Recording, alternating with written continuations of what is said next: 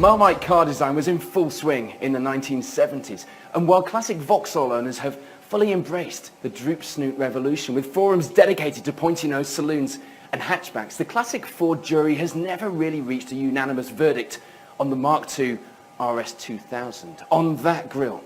Why is it that even now, Escort fans, some of them, turn their noses up at what was arguably one of the most distinctive, iconic cars that Ford has ever produced? Why is it that so many owners over the years have changed their cars to flat fronts? Why is it that despite most of the entries in historic rallying being Mk2 Escorts, you very rarely see a plastic nose cone between the trees? What is behind that grille? This is behind the grille. It's an Escort, but not quite as we know it. But seriously, the Mk2 RS2000 has all the great things that a Harrier or a Mexico Mk2 or an RS1800 has underneath. A taut chassis, a slick gear change, and it's got that 2-litre Pinto giving a nice thump of power and making the Mk2 RS2000 every bit the sporting Escort the Mark I variant was. In hindsight, it looked like Ford had a plan for the RS2000 that went beyond every other Mk2 Escort model, and it was arguably the grille that made all the difference. The Mk2 RS fell into line with other cars of its generation and allowed Ford to string out the production until 1980, 3 years beyond the Mexico and the RS1800.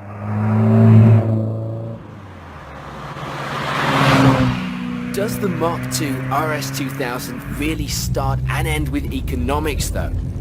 Does that grille owe its existence to the accountants and by equal measure owe its rarity on the rally stages to the budget of the club car rally driver?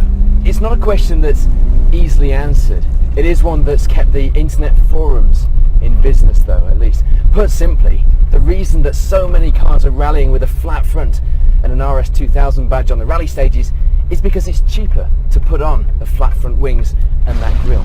These wings on these Mk2 RS2000s are becoming super rare and very expensive when you can find them. Likewise, those nose cones.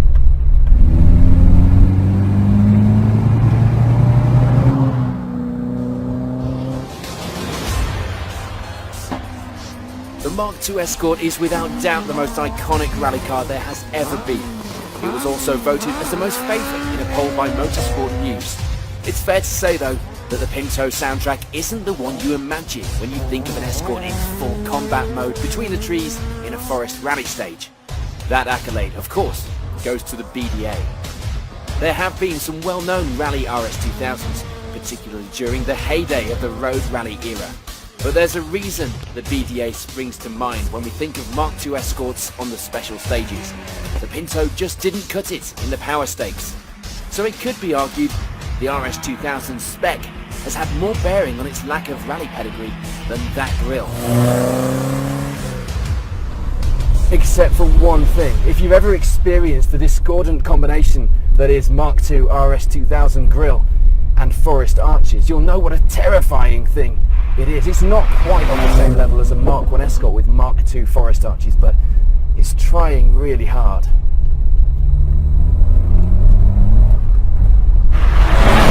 Put that thought out of your mind.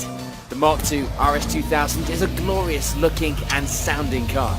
And the glory isn't lost on the cabin either. This late custom model is fitted with the beautiful Recaro fishnet seats, valuable commodities themselves now, among other luxuries of the era, including a center console, a clock, and a remote driver's door mirror. Although laughable to anyone uninitiated in the world of classic motoring, such spec set the RS apart in the late 70s and meant that it was the choice of high-power execs, not just B-road seeking rally enthusiasts. And it didn't stop there. The Series X options provided a level of customization and modification even a BMW Mini would be proud of. However you feel about the Mk2 RS2000, about that grille, Ford liked it enough not to even offer a flat front option. Matchbox liked it enough to adopt the Mk2 RS2000 as its only Mk2 Escort model, when you have to presume that a flat front would have been easier to cast. Flat front fans will tell you that Ari Vatten and Roger Clark made their car famous and successful, but the droop snoot gang will surely claim that there was no one cooler in the 70s and 80s than Bodie from the professionals. Whichever way you sit on that argument, if your discussion centres around the grille, you're missing the point. The Mk2 RS2000 is a sporting Escort with an identity and a pedigree all of its own. And at the very least, it eked out production, so we got a Mk2 Escort for a little bit longer. And that's important, because the RS2000 was never this good again.